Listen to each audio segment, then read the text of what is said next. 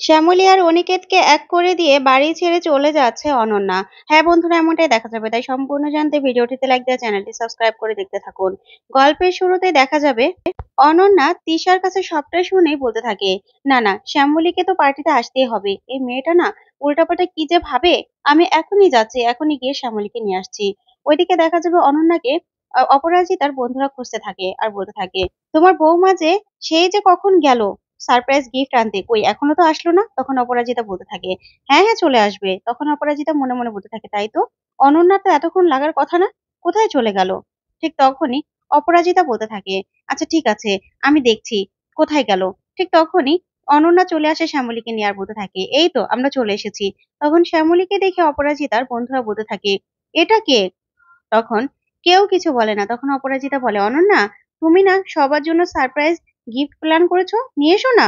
তখনই অনন্যা সবার জন্য সেই পেস্ট্রি কেক নিয়ে আসে, যা খেয়ে সবাই খুব প্রশংসা করতে থাকে আর বলতে থাকে, খুব ভালো হয়েছে।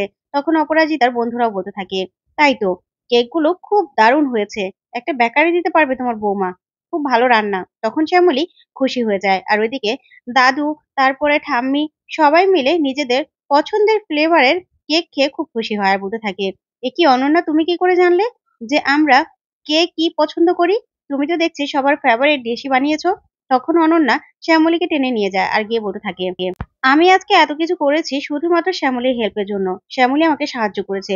তখনই মন্দার বলতে থাকে, ও আচ্ছা, সেই জন্যই তো বলি, শ্যামলী ছাড়া আর কে জানবে এসব। অপরাজিতাও মনে মনে বলতে থাকে, নিশ্চয়ই শ্যামলী এসব কিছু বলেছে। তারপরে শ্যামলী অবাক হয়ে যায়। ঠিক তখনই অপরাজিতার বন্ধুরা বলতে থাকে, আচ্ছা অপু, এটা কে?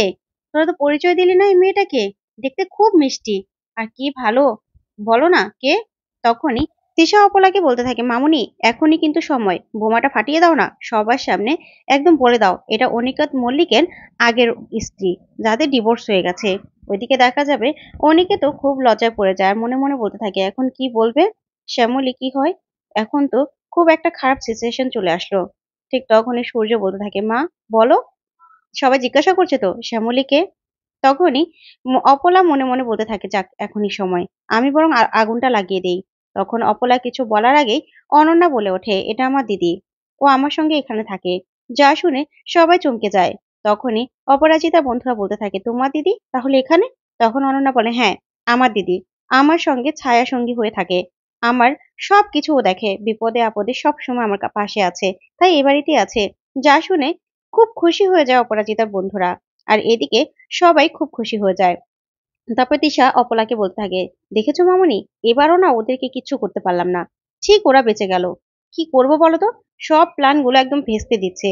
তারপরে দেখা যাবে অনন্যা সবার সামনে দাঁড়িয়ে বলতে থাকে, এই তো, এই বছর শেষ হতে নতুন বছর আসতে আর কয়েক সেকেন্ড বাকি, সবাই কাউন্টডাউন করতে থাকি। তারপরে দেখা যাবে 12টা বেজে গেলে সবাই হ্যাপি নিউ ইয়ার সবাইকে জানাতে থাকে। তখন অনিকেত শ্যামলীকে বলতে থাকে, শ্যামলী হ্যাপি নিউ ইয়ার। তখন শ্যামলী বলতে থাকে, আপনাকে হ্যাপি নিউ ইয়ার স্যার, আপনার প্রতিটা বছর এরকম সুখে যাক অনন্যাকে নিয়ে, আপনি ভালো থাকুন। যা শুনে অনিকেত অবাক হয়ে শ্যামলের দিকে তাকিয়ে থাকে। তারপরে অনন্যা অনিকেতের হাতে একটা গিটার এনে দেয় আর বলতে থাকে, কি অনিকেত, এসব কি ভুলে গেছো নাকি। তখন অনিকেত বলে, আমি। তখন অনন্যা বলতে থাকে, হ্যাঁ, তুমি এখন গিটার বাজাবে আর শ্যামলী গান গাইবে। যা শুনে শ্যামলী পুরো চমকে যায়, বলতে থাকে, না না, আমি এখন গান গাইতে পারবো না, আমার অনেক কাজ রয়েছে।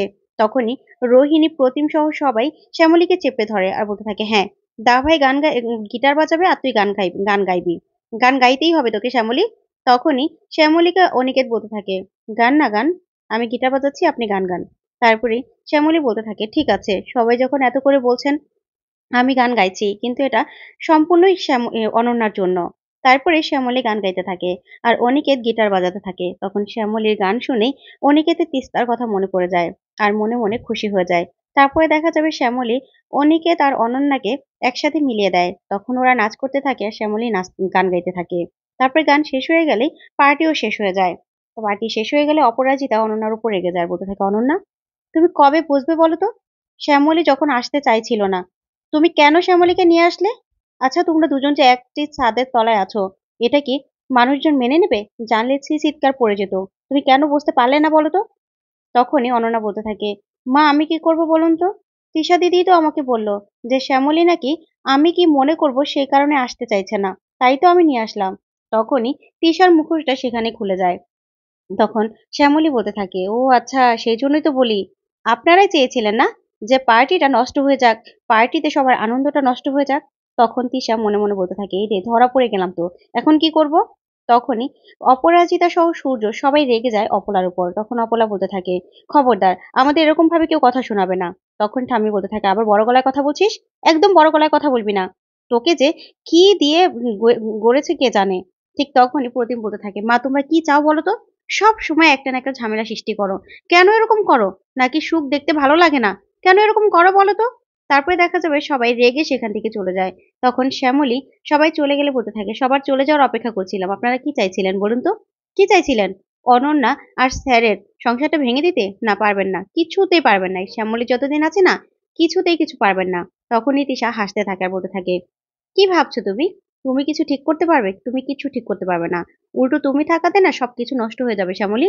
তখন শ্যামলী বলতে থাকে, আপনি কি বলতে চাইছেন বলুন তো? আর হাসছেনই বা কেন?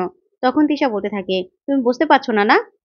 তুমি এই বাড়িতে যতদিন থাকবে ততদিন ওদের সম্পর্ক ঠিক হবে না। দুই নৌকায় চলা যায় না শ্যামলী। তখন শ্যামলী অবাক হয়ে যায়। তখন তিশা বলতে থাকে, হ্যাঁ, তুমি যতদিন এখানে থাকবে অনি দাদাভাই আর অনন্যা নিজেদের নতুন সংসার কিছুতেই এগিয়ে নিয়ে যেতে পারবে না। তখনই শ্যামলী চুপ করে দাঁড়িয়ে থাকে। ওইদিকে দেখা যাবে অনন্যা অনির কাছে গিয়ে কষ্ট পেতে থাকে।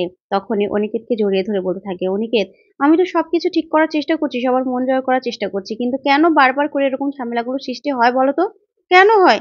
আমি কি কোনোদিনও সবাইকে নিয়ে সুখে শান্তিতে সংসার করতে পারবো না বলো তো? পারবো না? তখন অনিকেত বলতে থাকে, পারবে, অবশ্যই পারবে।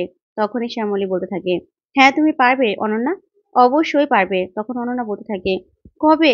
কেন সবকিছুতে এরকম ঝামেলা হয় শ্যামলী বলো তো? তখন শ্যামলী বলতে থাকে, অনন্যা, আমি চলে গেলে সবকিছু ঠিক হয়ে যাবে। তখন অনন্যা বলে, না না, তুমি থাকাতে তো আমার কোনো সমস্যা নেই শ্যামলী। তখন শ্যামলী বলতে থাকে, তোমার আজকে সমস্যা নেই, কিন্তু একদিন দুদিন পরে দেখবে তুমিও এটা নিয়ে ভাববে।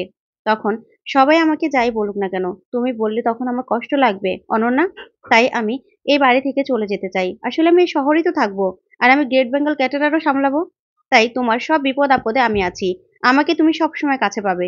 কিন্তু এই বাড়িতে আমি থাকবো না অনন্যা। তখন অনন্যা অবাক হয়ে যায় আর বলতে থাকে, কিন্তু শ্যামলী, আমি কি করে পারবো বলো তো? তখন শ্যামলী বলতে থাকে, তুমি পারবে, তুমি সবটা পারবে অনন্যা, আর আমি আছি তো। তখনই অনিকেত বলতে থাকে, অনন্যা, শ্যামলী ঠিক বলছে। আসলে ঠিকই বলেছে ও।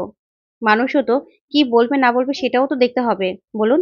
আর ঠিকই তো, দুইজন একসাথে থাকলে এখানে আমরাও নতুন করে কিছু সামলাতে পারছি, ঠিকঠাক মতো সবকিছু শুরু করতে পারছি না। তাই শ্যামলীর এ বাড়ি থেকে চলে যাওয়াটাই ঠিক।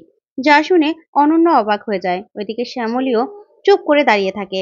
তখন অনিকেত বলতে থাকে, শ্যামলীকে সামলানোর জন্য বাবা রয়েছে, সবাই রয়েছে। শ্যামলী নিজেকে ঠিক সামলে নিতে পারবে।